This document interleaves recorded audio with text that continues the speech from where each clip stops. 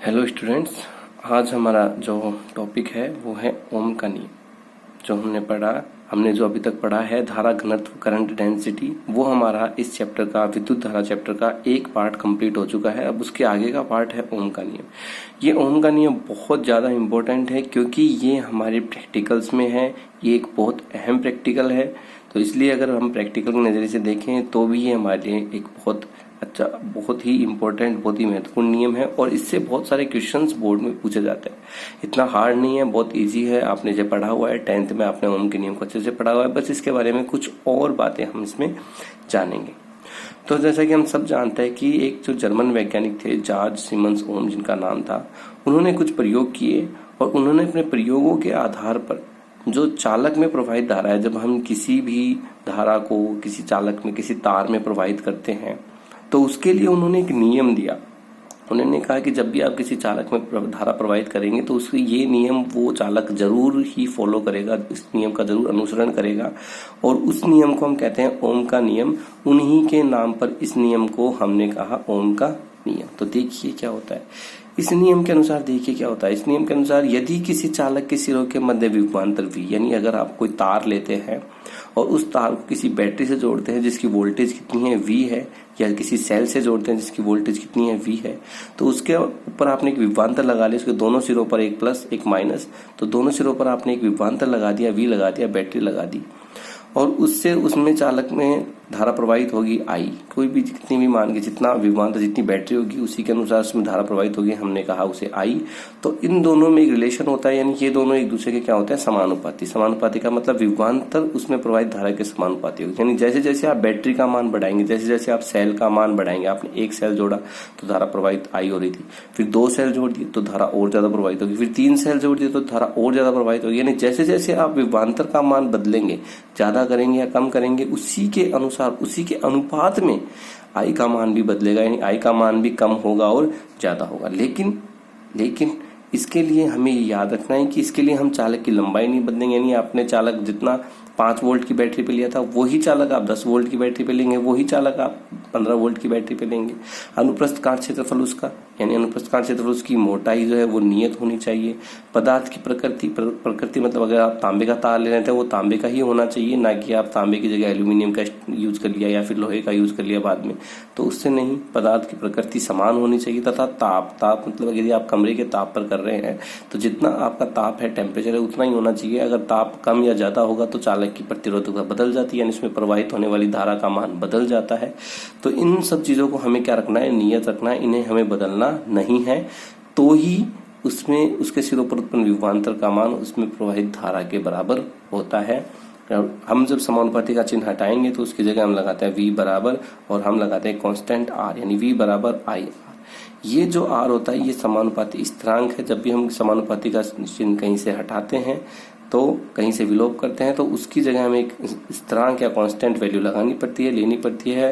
तो हमने यहाँ पे लगाई है R, जिसे हमने कहा है उसका समानुपाती स्थिरांक, और इस स्थिरांक को कहते हैं चालक का प्रतिरोध। प्रतिरोध का मतलब होता है जब भी किसी चालक में से धारा प्रवाहित होगी तो वो चालक उस धारा का विरोध करेगा। विरोध करेगा मतलब उस धारा को बहने से रोकेगा। तो जितना ज्यादा रोकेगा उसका प्रतिरोध उतना ही ज्यादा होगा। जितना आसानी से बहने देगा उसका प्रतिरोध उतना ही कम होगा। तो ये क्या लाता है, प्रतिरोध। जैसे प्लास्टिक है, प्लास्टिक का प्रतिरोध अनंत होता है क्योंकि उसमें से तो धारा बहती ही नहीं, उसमें से धारा जाती ही नहीं है। तांबा है, तांबे का प्रतिरोध बहुत कम होता है क्योंकि उसमें से आसानी से धारा बह जाती है। हम जो तार उपयोग लेते हैं घर में भी, वो सब तांबे से बने हुए होते हैं, तो इसलिए उसे कहते हैं चालक का प्रतिरोध। तो प्रतिरोध R बराबर क्या हो जाएगा, यदि हम R की वैल्यू निकालें तो V बटे I। अब इसका मात्रक भी, क्योंकि हम अगर प्रतिरोध निकालें तो इसको मापा भी जाएगा, तो इसको मापने के लिए हम एक मात्रक लेते हैं, ऐसा ही मात्रक लेते हैं। मात्रक हमेशा सूत्र से बनता है, आपको पता अच्छी तरह। यहाँ पर V यानी वोल्ट, I यानी एम्पियर, करंट का मात्रक होता है एम्पियर, वोल्ट यानी विभवांतर का मात्रक होता है वोल्ट। तो वोल्ट पर एम्पियर यानी वोल्ट पर एम्पियर, और इस वोल्ट पर एम्पियर को उन्हीं वैज्ञानिक के सम्मान में, उन्हीं जॉर्ज सिमन जिन्होंने ये नियम दिया था, उन्हीं वैज्ञानिक के सम्मान में इस मात्रक को, वोल्ट पर एम्पियर को हम कहते हैं ओम। तो इसका ऐसा ही मात्रक वोल्ट पर एम्पियर या ओम होता है। ओम का चिन्ह इस तरह से निर्दिष्ट किया जाता है, ये बनाया जाता है।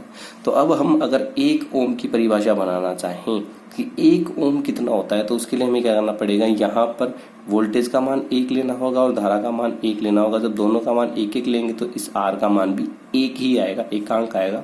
तो इसकी परिभाषा क्या बनेगी, यदि किसी चालक के सिरों के मध्य 1 वोल्ट का विभवांतर, यानी कितने की बैटरी लगाई है आपने, 1 वोल्ट की बैटरी लगाई है, 1 वोल्ट का विभवांतर आरोपित किया जाए तथा चालक में 1 एम्पीयर की धारा प्रवाहित हो, यानी आपने 1 वोल्ट की बैटरी लगाई और उस चालक में, उस तार में धारा कितनी प्रवाहित हो रही है, 1 एम्पीयर, तो चालक का प्रतिरोध 1 ओम होगा। तो उसमें जो चालक जो प्रतिरोध लगाएगा, वो जो चालक उस धारा को रोकने के लिए विरोध उत्पन्न करेगा, वो कितना होगा, 1 ओम होगा। तो ये कहलाता है 1 ओम चालक की परिभाषा। ये आपको याद रखनी है, ये सूत्र से ही बनती है। जब भी आपको 1 निकालना हो, किसी का भी 1 की परिभाषा बनानी हो, एकांक इकाई मात्रा की परिभाषा बनानी हो, तो उसके सूत्र में दोनों तरफ 1 वैल्यू रख दीजिए, आपके पास एकांक मात्रा की परिभाषा आ जाती है। अब अगर हम ग्राफ बनाएं V और I में, यदि समानुपाती का चिन्ह है तो V और I में अगर हम ग्राफ बनाएं, तो ग्राफ के लिए हम एक अक्ष लेते हैं V की और एक अक्ष लेते हैं I। एक अक्ष पर हम लिखेंगे विभवांतर का मान और एक अक्ष पर हम लिखेंगे विद्युत धारा का मान। जब हम इन दोनों के मानों को लिखते हैं तो हमारे पास इस ग्राफ में एक सरल रेखा प्राप्त होती है, क्योंकि समानुपाती का चिन्ह है V समानुपाती I। हम अच्छी तरह जानते हैं V समानुपाती I, और समानुपाती जिनके मध्य संबंध समानुपाती का होता है उनके लिए ग्राफ हमेशा एक सीधी सरल रेखा आता है। इस सरल रेखा का ढाल कुछ भी हो सकता है, ये निर्भर करता है उनके मानों पर कि ढाल कितना होगा। ढाल यानी वह किसी एक अक्ष के साथ कितना झुकी हुई है। जैसे ये थीटा कोण झुकी हुई है V के साथ, तो इसे कहते हैं ढाल। तो इस ग्राफ का जो ढाल है, मतलब ये जो ढाल है, ये जो थीटा है, ये जो कोण है, वो चालक के प्रतिरोध, उसका व्युत्क्रम, इस कोण का व्युत्क्रम, इस कोण को उल्टा किया जाए और फिर जो मान निकलेगा वो प्रतिरोध के बराबर होगा, यानी इस चालक के प्रतिरोध के बराबर कहलाएगा। तो ढाल, हम जब भी किसी ग्राफ का ढाल निकालते हैं तो उसका जो कोण है, उसकी स्पर्शरेखा या टेंजेंट या tan थीटा का मान निकालते हैं। तो यहाँ पर tan थीटा बराबर होगा I/V, क्योंकि tan होता है लंब बट्टे आधार। अगर हम इसको यहाँ पर इसको इसे एक मिला दें तो ये एक समकोण त्रिभुज बन जाएगा। देखिए ये एक समकोण त्रिभुज बन जाएगा, और अगर ये समकोण त्रिभुज बन जाएगा तो थीटा के सामने वाली भुजा लंब कहलाती है। तो ये लंब है, तो क्योंकि ये I है तो इधर वाली भुजा भी I होगी, ये I, और आधार V, जिस पर कोण बना हुआ होता है उसे आधार बोलते हैं, तो ये आधार V। तो I/V, लंब बटे आधार, I/V, तो tan थीटा बराबर I/V, और ये इसका व्युत्क्रम, हमने कहा इसका व्युत्क्रम प्रतिरोध के बराबर होता है, व्युत्क्रम यानी उल्टा। तो V/I क्या होता है, R। V/I क्या होता है, R। तो I/V क्या होगा, 1/R, इसका उल्टा कर दीजिए यानी 1/R। तो इसका व्युत्क्रम प्रतिरोध के बराबर होता है। ये था हमारा ओम का नियम। इसके बाद हम इसमें ओम के नियम का सूक्ष्म रूप पढ़ेंगे, प्रतिरोधकता पढ़ेंगे, प्रतिरोध पढ़ेंगे इसमें, और ओम का नियम किन किन राशियों पर निर्भर करता है वो पढ़ेंगे।